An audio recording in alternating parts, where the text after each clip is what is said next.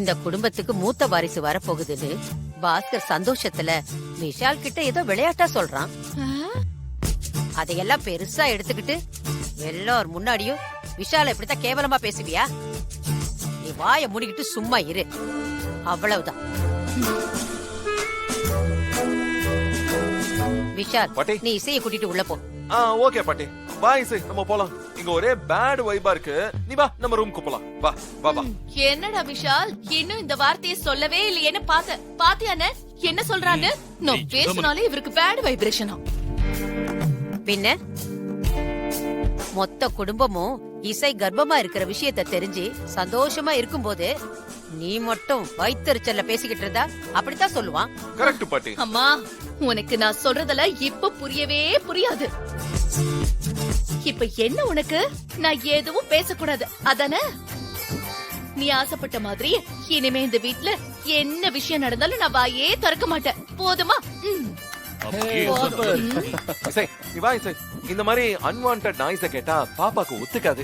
நம்ம உள்ள போலாம். வா. நீ போடா. பாத்து பாத்து மெதுவா வரேன் பாட்டி. சரி அக்கா, வீட்ல உங்க அண்ணன் நடந்துக்கிறத பாக்குறதுக்கே உங்களுக்கு இவ்ளோ கோவம் வருதே. நான் கோவில், ஆபீஸ்னு எல்லா இடத்துலயும் அத்தையோட சந்தோஷத்தை பாத்துட்டு வரேன். எனக்கு எப்படி இருக்கும்? அடுப்படி பக்கமே வராத எங்க அண்ணன் இவளுக்காக இதெல்லாம் பண்ணும்போது எங்க அண்ணிய பத்தி சொல்லவா வேணும்? எல்லாம் நம்ம நேரம். இதெல்லாம் பாக்கணும்னு தலை விதியில எழுதி இருக்கு. ரொம்ப ஃபீல் பண்ணாதீங்கக்கா. மொத்த குடும்பமும் இசை மூலியமா இந்த வீட்டுக்கு வாரிசு வர போற சந்தோஷத்துல இருக்கு. இது மட்டும் பொய்ன்னு தெரியட்டும். சுபத்ரா யாருன்னு இசைக்கு ரொம்ப நல்லா தெரியும். ஐயோ, இங்க இருக்கிறவங்க எல்லாரும் பண்றத பார்த்தா சுபத்ரா அன்னைக்கு எப்படா உண்மை தெரியும்னு இருக்கு. பொறுமைக்கா, பொறுமை. எல்லாரையும் கொஞ்சம் பெர்ஃபார்மன்ஸ் பண்ண விடுங்கக்கா. அப்போதானே இசை சாயம் வெளுக்கும் போது நாம நினைச்ச மாதிரி விளையாட வசதியா இருக்கும். வர்ஷினி அக்கா, என்னக்கா கையில? என்ன நீயே சொல்லு பாக்கலாம். அக்கா தெரியலக்கா, நீயே சொல்லு. டடன் டடன் டடன். அம்மா அம்மா, இந்த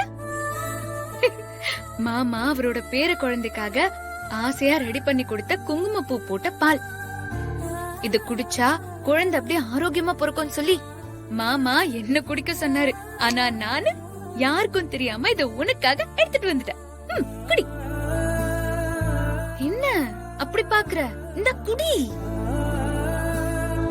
பொறுக்க போற குழந்தை நல்ல கலரா உன்ன மாதிரியே முயல் குட்டி மாதிரி அழகா பொறுக்கும். அக்கா, நீ எப்படிக்கா எல்லாத்தையும் இவ்ளோ ஈஸியா எடுத்துக்கிற?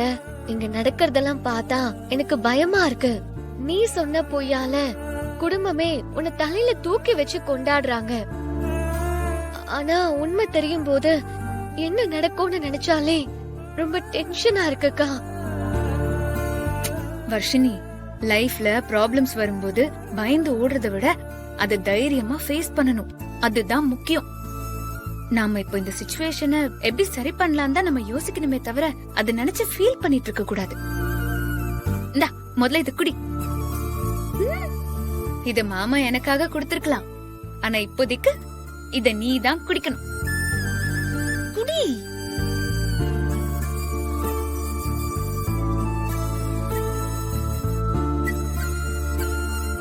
இனிமே இந்த வீட்ல நான் கர்ப்பமா இருக்கேன்னு நினைச்சு தினமும் என்னெல்லாம் ஸ்பெஷலா கிடைக்குதோ அது எல்லாத்தையும் நான் எடுத்துட்டு வந்து உனக்கு நான் கொடுப்பேன். நீ சாப்பிடணும், சரியா? நீ எதை பத்தியும் கவலைப்படாம நிம்மதியா சந்தோஷமா இருக்கணும்.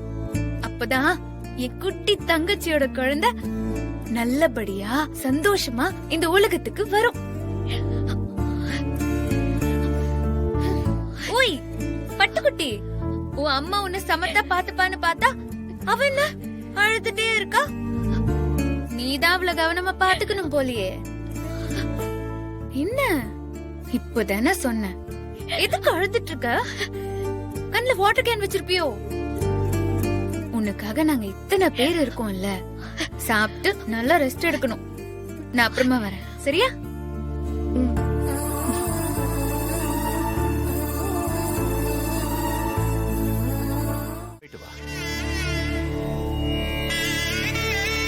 குருஜி. வாமா சுபத்ரா. வணக்கம் குருஜி. முகம் முழுக்க சந்தோஷம் தெரியுது, ஆனா உள்ளுக்குள்ள தவிப்பும் ஓடுது. என்ன விஷயம்? எல்லாம் உங்க ஆசீர்வாதம் தான் குருஜி. என் மருமக இசை இப்போ கர்ப்பமா இருக்கா. எங்க குடும்பத்துக்கு அடுத்த தலைமுறையோட மூத்த வாரிசு வரப்போகுது குருஜி.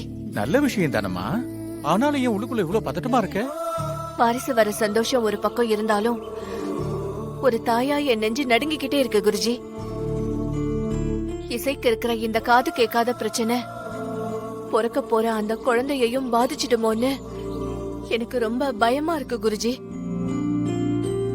என் பேர குழந்தை எந்த குறையும் இல்லாம பிறக்கறதுக்கு ஏதாவது பரிகாரம் இருக்கா குருஜி? வாங்கிட்டு வந்த விதிய பூமிக்கு வரதுக்கு முன்னாடியே ஏதாவது பரிகாரம் பண்ணி சரி பண்ணலாம் நினைக்கிறியா? ஐயோ, அப்படியெல்லாம் இல்ல குருஜி. எனக்கு என் குடும்பம் நல்லா இருக்கணும்.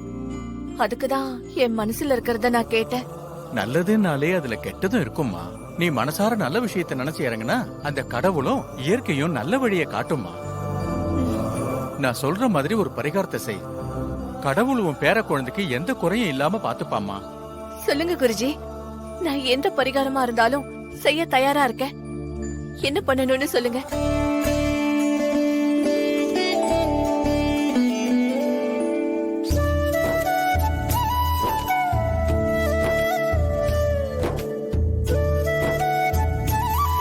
சரிங்க குருஜி. கௌரவமோ அந்தஸ்தோ எனக்கு என் பேர குழந்தையோட ஆரோக்கியத்தை விட எதுவுமே பெருசு இல்ல. நீங்க சொன்ன மாதிரியே நான் பரிகாரம் பண்ணிடுறேன் குருஜி.